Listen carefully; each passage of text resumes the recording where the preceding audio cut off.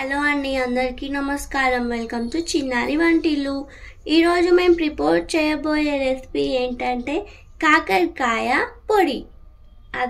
దానికి కావాల్సిన ఇంగ్రీడియంట్స్ ఏంటో చూద్దాము. ఫస్ట్ కాకరకాయలు, ఇంకా జీలకర్ర, ఆవాలు, పసుపు, కారం, పల్లీలు, టేస్ట్కి సరిపడా సాల్ట్, ఇంకా ఎండు కొబ్బరి, బెల్లం, కరివేపాకు, ఇంకా కొత్తిమీరాకు. సో 1/2 kg కాకరకాయలు ఇలా మేము ఇలా కట్ చేసుకుంటున్నాం. చూడండి,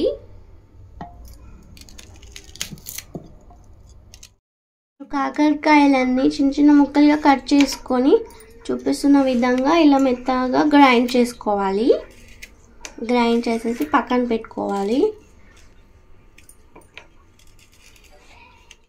సో ఇప్పుడు ఇంకో చిన్న జార్ తీసుకొని దాంట్లోకి కొంచెం ఎండు కొబ్బరి, ఇంకా కొన్ని పల్లీలు కూడా వేసుకొని అది కూడా గ్రైండ్ చేసుకోవాలి. కూడా గ్రైండ్ చేసేసుకున్నాము పల్లి ఇంకా కొబ్బరి. ఇప్పుడు ఏంటంటే స్టవ్ ఆన్ చేసేసుకొని మూకుడు పెట్టేసుకొని ఆయిల్ వేసుకోవాలి.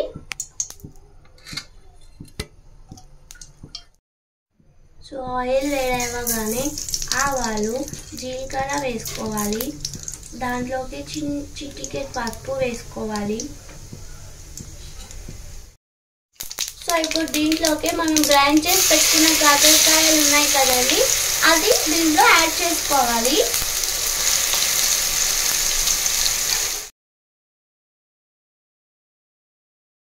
సో ఇది ఒకసారి కలిపేసుకొని క్యాప్ పెట్టేసుకొని ఒక 2 minutes తర్వాత మళ్ళీ క్యాప్ తీసి కలుపుకోవాలి. ఇదేంటంటే పచ్చివాసన పోయేంత వరకు ఫ్రై చేసుకోవాలి. సో ఇది మధ్య మధ్యలో క్యాప్ తీస్తూ ఇలా కలుపుతూ ఉండాలండి. ఏంటంటే ఇది మంచిగా పచ్చివాసన మొత్తం పోవాలి, మీకు తెలిసిపోతుంది. సో చూసారు కదా, మళ్ళీ క్యాప్ తీసుకొని చూడండి, ఇలా మంచిగా పచ్చివాసన పోయి మంచిగా తెలిసిపోతుంది మీకు. అది ఇంత డ్రైగా ఉంటుంది, వాటర్ కంటెంట్ అట్లా ఏం ఉండకుండా ఉంటుంది.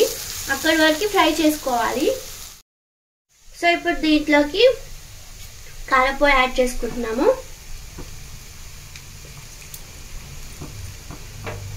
అలాగే టేస్ట్కి సరిపడా సాల్ట్,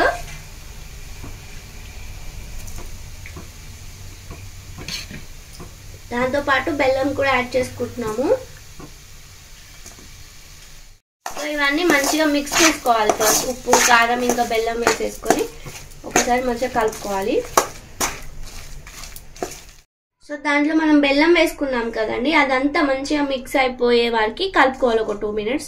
దాని తర్వాత కొబ్బరి ఇంకా పల్లీల పొడి ఉంది కదా, అది యాడ్ చేసుకోవాలి.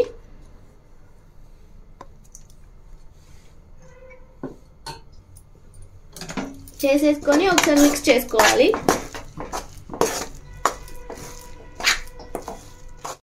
సో పల్లి పొడి కూడా వేసేసుకొని మంచిగా ఒక 2 minutes మళ్ళీ మంచిగా మిక్స్ చేసుకోవాలి.